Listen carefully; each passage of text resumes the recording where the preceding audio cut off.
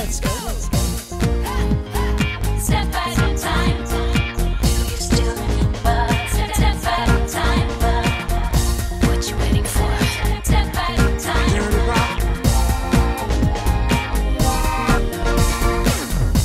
Bonjour à tous et bienvenue dans Le Jour Pop, le podcast qui remonte le temps et qui vous ramène un jour qui a marqué la pop musique. Je m'appelle Thibaut, vous m'avez déjà peut-être entendu dans un certain podcast consacré à Mylène Farmer ou croisé sur les internets. En tout cas, je voulais tout d'abord vous remercier d'avoir eu la curiosité d'écouter ce premier épisode du Jour Pop. Album culte, clips iconiques et tubes inoubliables, dans chaque épisode je vais partir d'une date marquante pour vous raconter l'histoire et les secrets de fabrication des chansons les plus incontournables de nos playlists. Nous sommes aujourd'hui le 15 novembre 2020 et nous allons retourner 15 ans en arrière, le 15 novembre 2005, le jour où Madonna a détrôné ABBA.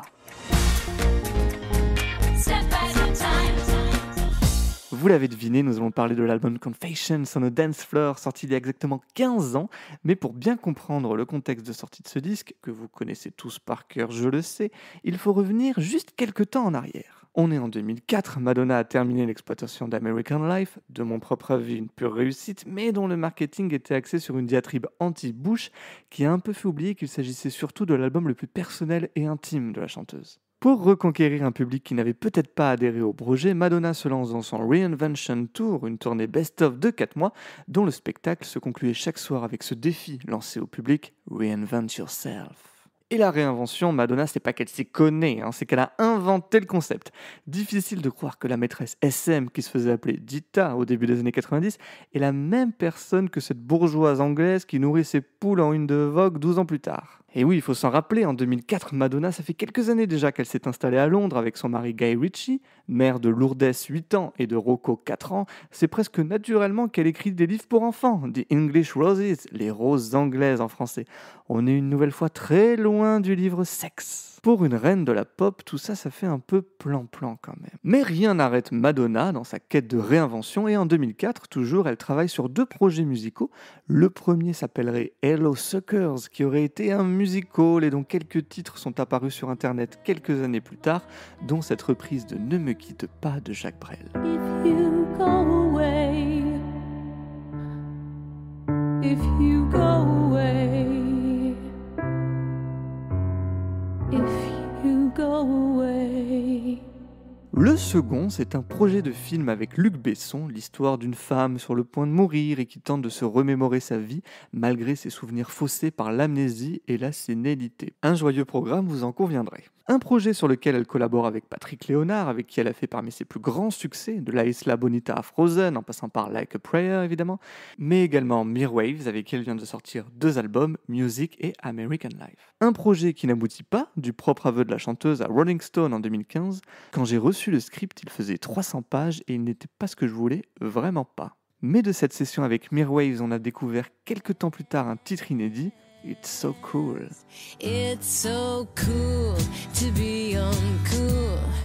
It's so... Les gens savent pas, mais il a été une question de faire un film, notamment avec Luc Besson, qui devait se passer sur plusieurs périodes de l'histoire, c'est-à-dire des années 30 aux années 80. C'est pour ça que vous l'aimez tant, ce titre.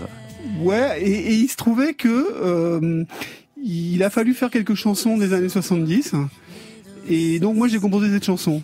Et d'ailleurs, pour la petite histoire, Hang Up, son grand tube, est issu des mêmes sessions avec Stewart. Wow. Et elle lui avait demandé, c'était plutôt les années 80. On vient d'entendre Mirwaves, interviewé par Augustin Trapenard sur France Inter en octobre 2020, et qui vient de spoiler toute la suite de mon histoire, mais comme ça, on gagne du temps. Allez, retour en 2005, on va rentrer dans le dur du sujet, focus sur l'album Confessions on a Dance Floor.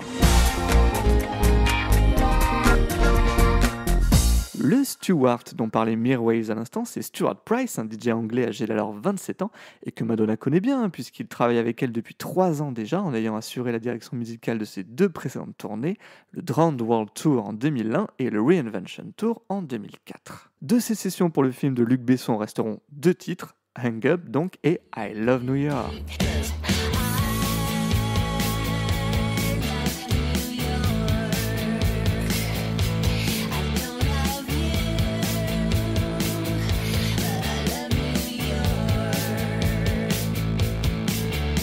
On vient vient d'écouter un extrait du premier mix version rock d'I Love New York, présent en bonus sur l'album live I'm Going to Tell You a Secret, sorti en 2006. Mais revenons-en à Hang Up. Pour ce fameux projet de film de Luc Besson, Madonna avait demandé à Stuart Price un titre disco qui pourrait être le ABBA du futur. Price, qui est DJ à la base, a donc l'habitude de mélanger des titres et d'intégrer des samples, et avec l'instru qu'il a créé pour Madonna, il teste des choses, dont l'ajout de la boucle d'intro iconique du tube Gimme Gimme Gimme du groupe suédois.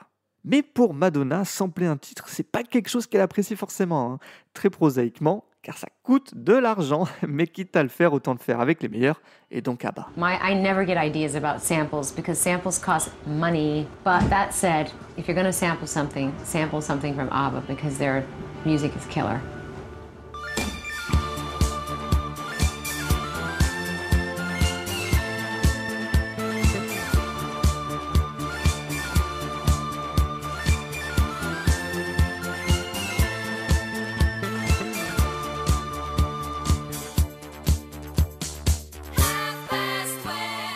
Benny et Björn, les deux B d'ABBA et compositeurs du groupe, sont très protecteurs vis-à-vis de leur catalogue et ils n'ont quasiment jamais accepté que leurs titres soient samplés par d'autres. Mais en octobre 2005, Benny Andersson expliquait au Sunday Telegraph qu'ils avaient dit oui, car, je cite, ils admirent énormément Madonna et ce depuis toujours.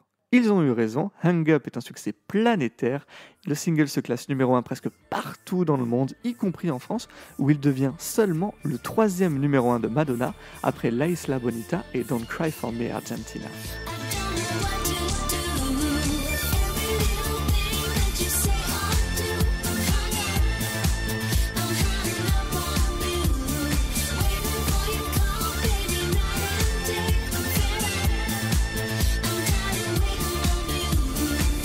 Un lead single parfait pour lancer l'album qui s'annonce et dont la production est confiée exclusivement à Stuart Price, à l'exception de 3 titres. D'abord Future Lovers, produit par Mirwaves et en référence directe à l'iconique I Feel Love de Donna Summer, sorti en 1977 et produit par Giorgio Moroder.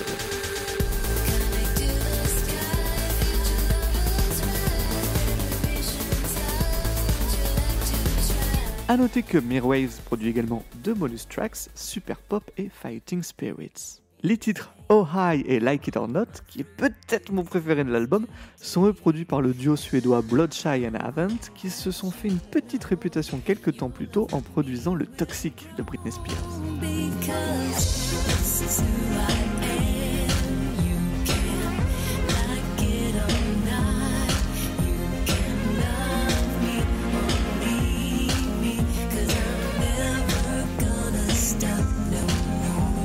Conçu en partie comme un clin d'œil aux productions des Bee Gees ou de Giorgio Moroder justement, mais sans faire un remake du passé, comme l'expliquait Madonna à Billboard Magazine en octobre 2005, Confession est avant tout une sorte de libération pour la chanteuse. Après American Life, et en dépit du succès qu'il n'a pas rencontré en club, Madonna voulait retrouver une notion de joie et de légèreté dans sa musique, la volonté première étant, je cite, de faire sourire les gens, comme elle l'expliquait sur MTV en novembre 2005. You know, when I wrote this new record, I just want to have fun. I want to dance. I want to feel buoyant, and I want to give other people that same feeling because there's a lot of madness going on in the world around us, and I just want people to be happy. En découle un album mixé d'un bout à l'autre, sans pause ni balade pour ralentir le rythme, un disque complètement dansant, sans pour autant être superficiel.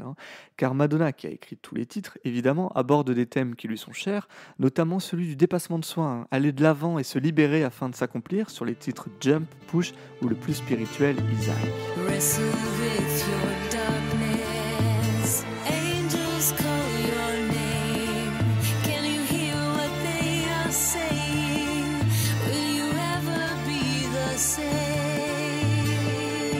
Et évidemment d'amour sur les tubes Sorry et Get Together, une de mes autres tunes fétiches du disque.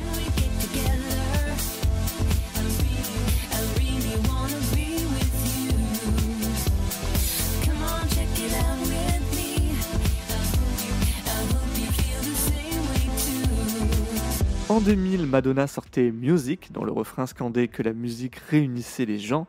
5 ans plus tard, elle applique sa propre recette avec Confessions on a Dance Floor. Populaire et fédérateur, cet album permet à Madonna de renouer avec un succès mondial.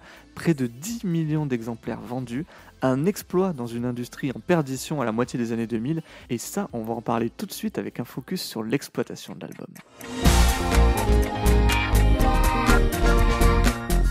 Je le disais plus tôt, Madonna a inventé la réinvention et pour son 10e album studio, la chanteuse fait appel au photographe Steven Klein pour mettre en image ses confessions sur la piste de danse. Un nouveau personnage qui s'éloigne du look cowboy de Music et du treillis d'American Life, le cru 2005 est tout en boule à facettes, lights et sensualité sur le dance floor. Une ambiance que Madonna transpose sur ses prestations télévisées, exclusivement en Europe au moment de la sortie de l'album, d'abord au MTV Europe Music Awards à Lisbonne, puis en Allemagne, en Angleterre, et évidemment sur le plateau de la Star Academy. Madonna est avec nous ce soir, Madonna!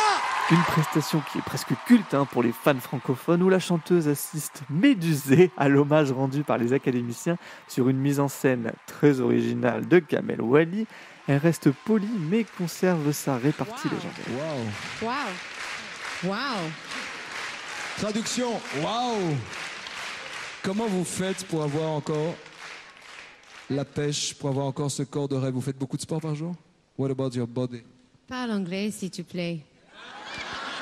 Mais à l'échelle internationale, cette promotion restera quand même assez anecdotique, surtout en rapport avec son passage remarqué en février 2006 aux Grammy Awards, en duo et en hologramme avec Gorillaz, ou encore en avril de la même année, alors qu'elle participe pour la première fois au festival Coachella, encore loin d'être le paradis d'influenceurs que c'est devenu aujourd'hui. En 2005, pour Madonna, c'est aussi un virage stratégique vers la digitalisation de sa carrière.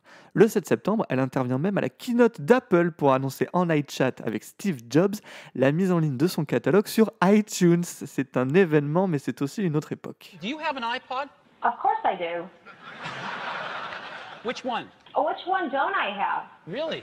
Every time I get a new one comes out the next week. 2005, c'est aussi le début des téléphones multifonctions, la popularisation des appareils photo intégrés, et on commence aussi à écouter de la musique avec son téléphone portable. Avec un single intitulé Hang Up, l'occasion était trop belle pour ne pas surfer là-dessus. Madonna dévoile donc en avant-première un extrait du single dans une pub pour Motorola, et en France, elle signe un partenariat avec France Télécom pour la diffusion d'un extrait d'1 minute 30 en exclusivité sur les mobiles Orange par un moyen qu'on connaît encore mal, le streaming. Téléchargez Hang Up, le nouveau single de Madonna, en exclusivité mobile sur Orange World. En parlant de streaming, Madonna, qui est toujours en avance sur son temps, elle propose le 15 novembre 2005 un concert diffusé sur Internet. Et oui, c'était sur le site d'AOL et capté depuis le Coco à Londres, où Madonna a donné un showcase électrique devant 1500 fans, dont près de 200 qui avaient dormi devant la salle pour avoir les meilleures places. 30 minutes de concert et 4 titres de son nouvel album, ainsi qu'une version remixée par Stuart Price de son premier single Everybody. Et je dois dire que j'adore cette version.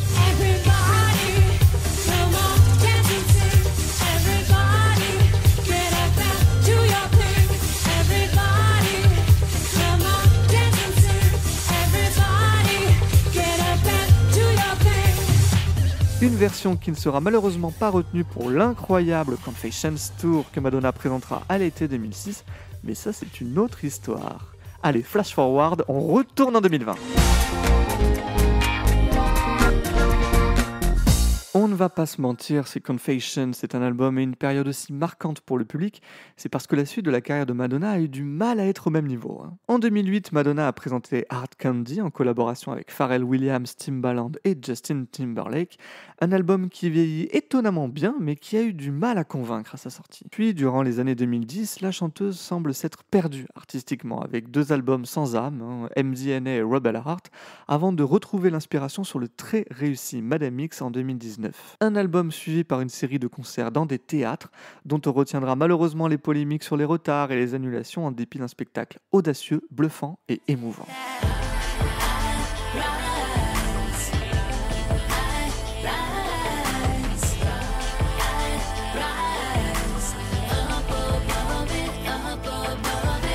Que reste-t-il de cet album dans le game pop 15 ans après sa sortie et plus globalement du disco, nouvelle génération que Madonna a remis au goût du jour? De prime abord, je pourrais citer l'intemporelle Kylie Minogue, qui vient de sortir le très à propos Disco, un album qui fait danser et s'amuser, bref, qui fait du bien dans une période qui n'appelle pas à l'allégresse.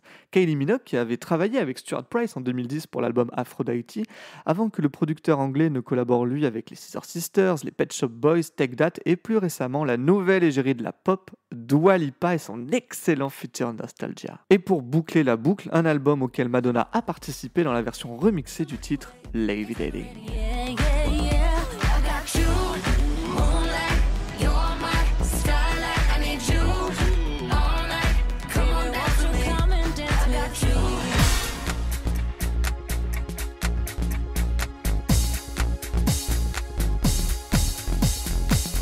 C'était le premier épisode du jour pop consacré à l'album Confessions on a Dance Floor de Madonna. J'espère que ça vous a plu. Si c'est le cas, n'hésitez pas à me le dire sur les réseaux sociaux. Instagram, Twitter, Facebook, @lejourpop tout attaché. Puis abonnez-vous sur les plateformes, Apple Podcasts, Spotify et Deezer, afin d'être au courant des nouveaux épisodes.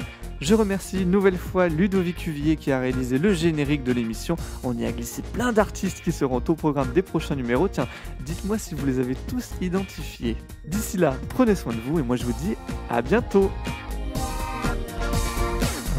What you waiting for?